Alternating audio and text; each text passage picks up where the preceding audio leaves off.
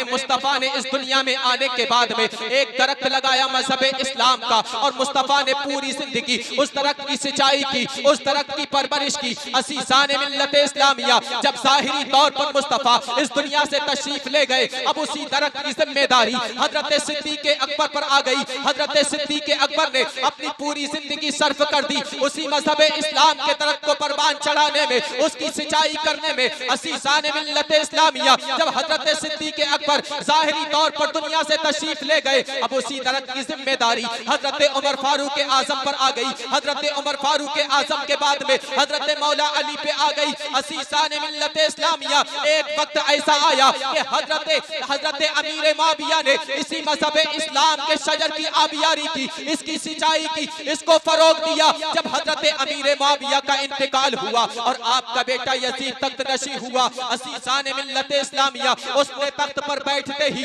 तमाम ऐसे कामों को जायज करार दे दिया जिसपे मुस्तफा ने हराम का ताला लगा करके बंद किया था। असीसाने मिल्लत इस्लामिया उसने उन तमाम हरामकारी के दरवाजों को खोल दिया, उन हराम कामों को जायज करार दे दिया। और ऐसे वक्त में उसने हजरत इमाम हुसैन से बैत का मुतालबा किया। जब हजरत इमाम हुसैन से बैत का मुतालबा किया गया, असीसाने मिल्लत इस्लामिया अल मुख्तसर इमाम हुसैन रज़ियल्लाहु ताला ने दीन मुस्तफा की खातिर, शरीयत मुस्तफा की खातिर मदीना शरीफ को छोड़ दिया। और मदीना शरीफ को छोड़ने के बाद में आप मक्का शरीफ आ गए, और मक्का शरीफ आने के बाद में आपने हजरत मुस्लिम बिन अकील को कूफा भेजा। हजरत मुस्लिम बिन अकील कूफा पहुंचे और वहां के हालात इमाम हुसैन को लिखे। इधर हजरत मुस्लिम बिन अकील की शहादत हुई और उनके बच्चों की शहादत हुई। इधर इमाम हुसैन ने मक्का शरीफ से अपने सफर को शुरू किया, और सफर को शुरू करने के बाद में आप करबला की तरफ चल देते हैं।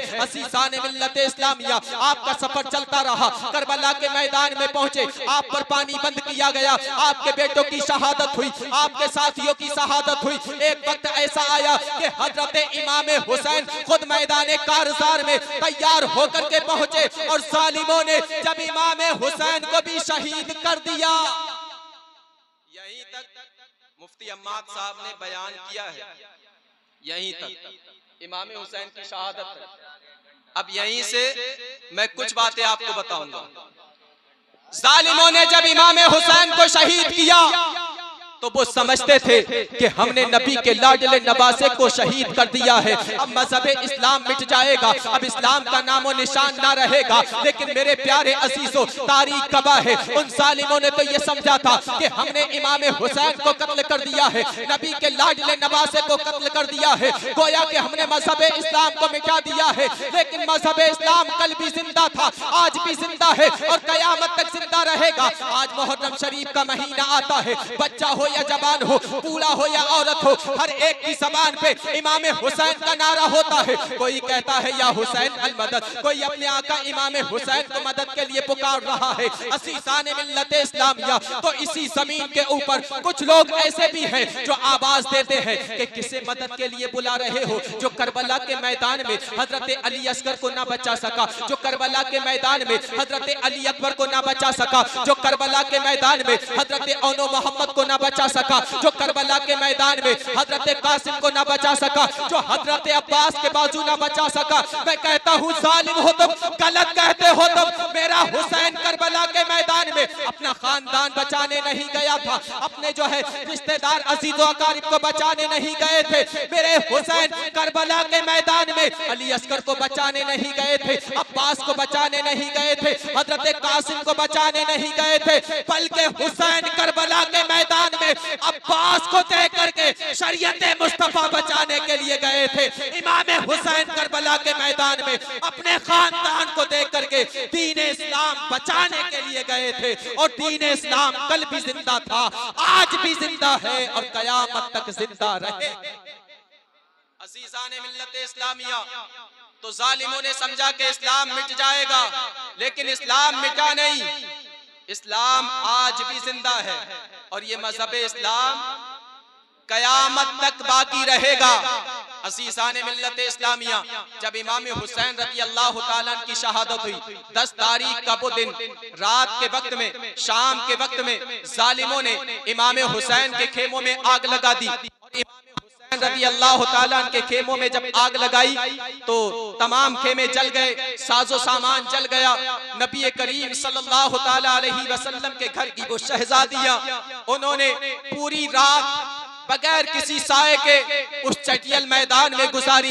अब सुबह हुई तो सुबह को जालिमों ने इमाम हुसैन के सर को लिया और तमाम जो है करबला के शोहदा के सरों को लिया और नेज़े पे बुलंद किया, और नेज़ों पे बुलंद करने के बाद में अब ये काफिला आगे बढ़ा और नबी करीम के घर की शहजादियों को ऊंटों की पीठों पर बिठाया गया और इस काफिले को कैदी बना करके अब ये जालिम लेकर के चले। अज़ीज़ाने मिल्लत इस्लामिया, जब इस काफिले ने आगे सफर तय करना शुरू किया, तमाम शहीदों की जो है सरों को नेज़ों पे बुलंद किया है। लेकिन मेरे प्यारे अजीजों, हमने बारहा सुना है कि जब इमाम हुसैन के सरे पाक को नेज़े पे बुलंद किया गया था, उस वक्त भी इमाम हुसैन के सरे पाक से कुरान अजीम की तिलावत की आवाज आ रही थी। लेकिन आज हमारा आपका हाल क्या है? ना हम खुद कुरान पढ़ना जानते हैं, ना हम अपने बच्चों को कुरान पढ़ाना चाहते हैं। ऐ मेरे प्यारे अजीजों, दुनिया में अगर तरक्की करना है, दुनिया में अगर उरूज पाना है, तो सबसे पहले जरूरी है कि हम और आप कुरान की तालीम हासिल करें,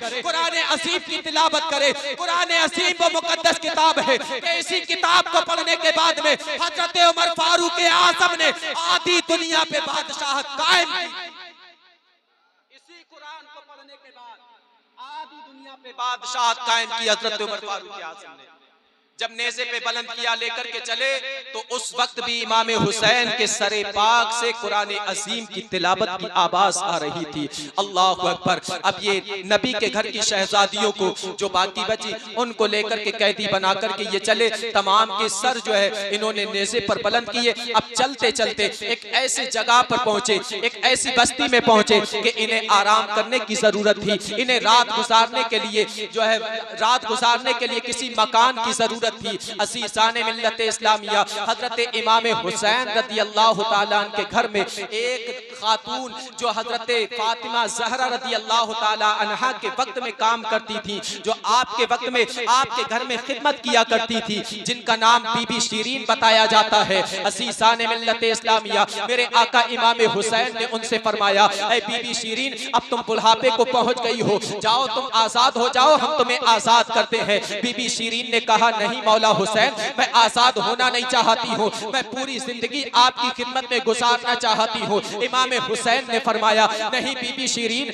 हम तुमसे खुश हैं, हम तुम्हें आजाद करते हैं। तुम बुढ़ापे को पहुंच गई हो, जाओ अब आजादाना जिंदगी गुजारो। अज़ीज़ाने मिल्लत इस्लामिया, हजरत इमाम हुसैन रज़ी अल्लाह ताला ने बीबी शीरीन को कुछ मालो मता दिया, कुछ साजो सामान दिया, कुछ दौलत देने के बाद में फरमाया कि जाओ तुम आजाद हो, अच्छा सा मकान बनाना और आराम की जिंदगी गुजारना। अज़ीज़ाने गिरामी वकार, बीबी शीरीन ने कहा, ऐ आका इमाम हुसैन, मैं आजाद हो जाऊंगी, लेकिन मेरी एक शर्त है, अगर आप वो शर्त मंजूर कर ले तो मैं आजाद हो जाऊंगी। इमाम हुसैन फरमाते हैं, बताओ तुम्हारी वो शर्त क्या है? बीबी शीरीन कहती है, ऐ मेरे आका इमाम हुसैन, मेरी शर्त ये है कि मैं आजाद हो जाती हूँ और मैं जाकर के किसी बस्ती में अपना एक अच्छा सा मकान बनाऊंगी, और जब मैं मकान बना लूं तो मेरे दिल की ख्वाहिश ये है कि आप एक मर्तबा मेरे घर में तशरीफ ले आए।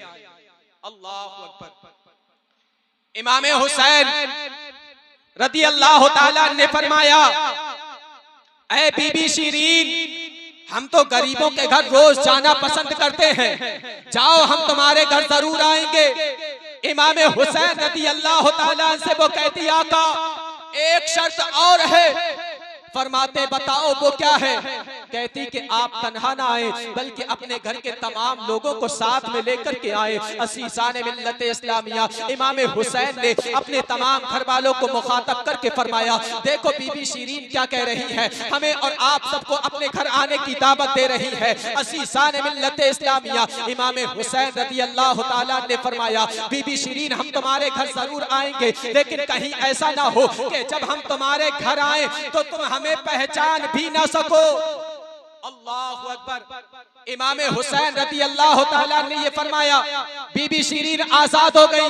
अब उन्होंने एक बस्ती में जाकर के कूफा के करीब में अपना मकान बनाया और बस्ती के अंदर वो लोगों से कहती थी कि देखो मौला हुसैन मुझसे मेरे घर आने का वादा कर चुके हैं, नबी के लाडले नवासे मुझसे मेरे घर आने का वादा कर चुके हैं, वो जरूर मेरे घर पे आएंगे। लोग बड़ी इज्जत किया करते थे उसकी, उस खातून से कहते थे कि तुम कितनी किस्मत वाली हो कि तुमने नबी के घराने में काम किया है और तुम्हारे घर पे मौला हुसैन आने का वादा कर चुके हैं। असीसाने मिल्लत इस्लामिया। अब रोज जब बीबी शीरीन को ये पता लगा कि इमाम हुसैन मदीना छोड़ करके मक्का आ गए हैं और मक्का से अब कूफा के लिए रवाना हो चुके हैं, अब वो रोजाना इंतजार में बैठ जाती थी कि शायद आज इमाम हुसैन मेरे घर आ जाए, शायद आज मेरे घर इमाम हुसैन आ जाए। असीसाने मिल्लत इस्लामिया पूरा दिन वो इंतजार करती थी और इंतजार करने के बाद शाम को वापस अपने घर में जाकर के सो जाती। अब इमाम हुसैन रज़ी अल्लाह तआला अन्हु इंतजार करते करते कई दिन गुजर गए, लेकिन इसे क्या खबर के इधर नबी के लाडले नवासे की शहादत हो चुकी है। एक रात ये बीबी शीरीन अपने घर में जाकर के सोई। रात का एक हिस्सा गुजरने के बाद में मोहल्ले की एक जो है खातून ने आकर के बीबी शीरीन को जगाया और जगाने के बाद कहा, ऐ बीबी शीरीन उठो। इसने कहा कि रात के इस हिस्से में आकर के आखिर क्यों जगाया, जगाने की वजह क्या है। उसने कहा देखो ना, तुम्हारे दरवाजे पर एक काफिला आया है और वो काफिला अमीरुल मुमिनीन का है। कुछ लोगों ने हाकिम की बगावत की थी, उनके सर को कलम कर दिया गया और उनके सर लाए गए हैं। वो काफिला तुम्हारे घर में ठहरना चाहता है, तुम्हारा घर बड़ा है और काफिले में लोग ज्यादा हैं। असीसाने मिल्लत इस्लामिया बीबी शीरीन बाहर आई निकल करके, कहा ठीक है काफिले वाले आ जाए। असीसाने मिल्लत इस्लामिया अब काफिले के लोग अंदर दाखिल हुए। बीबी शीरीन ने देखा कि नेज़ों पर सर है असीसाने मिल्लत इस्लामिया, लेकिन वो पहचान ना सकी, गर्दो गुबार क्योंकि चेहरों पर था।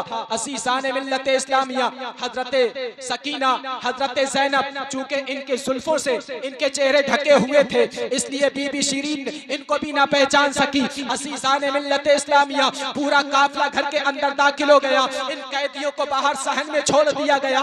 उस खातून ने कहा, बीबी शीरीन बोली कि इनको भी अंदर लाया जाए। असीसाने मिल्लत इस्लामिया काफिले के लोग कहते हैं कि इन्हें अंदर लाने की जरूरत नहीं है, ये बागी है, इन्होंने बगावत की थी, इसलिए जो है इनको बाहर ही रहने दिया जाए और इनको खाना भी ना दिया जाए।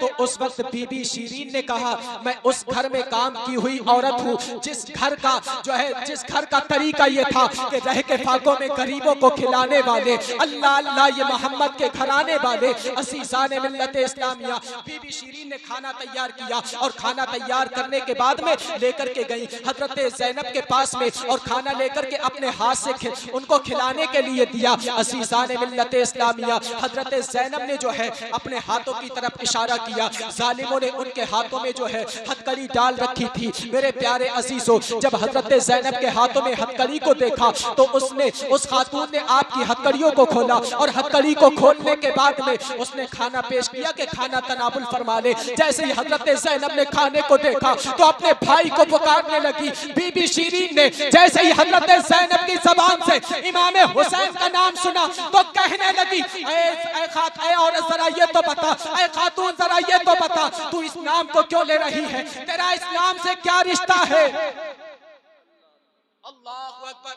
जैसे ये कहा तो इमाम हुसैन रज़ी अल्लाह तआला की बहन ज़ैनब कहती है कि ये देखो जो नेज़े पे जो सर बुलंद है ये इमाम हुसैन का सर है, मेरे भाई मौला हुसैन का सर है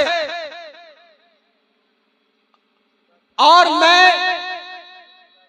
फातिमा की बेटी ज़ैनब हूं।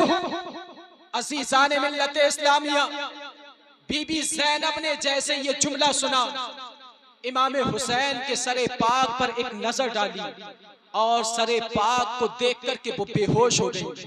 फिर पानी डाला गया, होश में लाया गया, फिर बेहोश हो गई। पूरी रात इसी तरीके से बेहोशी के आलम में गुजारी और सुबह होते होते बीबी शीरीन का इंतकाल हो गया। ये इमाम हुसैन रज़ी अल्लाह तआला का गम है कि इमाम हुसैन के गम में लोगों की जानें चली गई।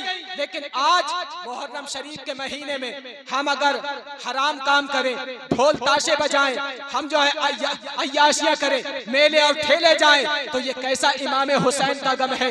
इमाम हुसैन का गम तो ये है कि इमाम हुसैन के गम में लोगों की जानें चली गई है। असीसाने मिल्लत इस्लामिया, अगर आप वाकई आपको इमाम हुसैन से सच्ची मोहब्बत है तो 10 तारीख आए तो मेले ना जाओ, बल्कि अपनी मस्जिद में जा करके मुसल्ला बिछा करके उस पे बैठ करके दुरूद पाक पढ़ो और इमाम हुसैन को ईसाले सबाब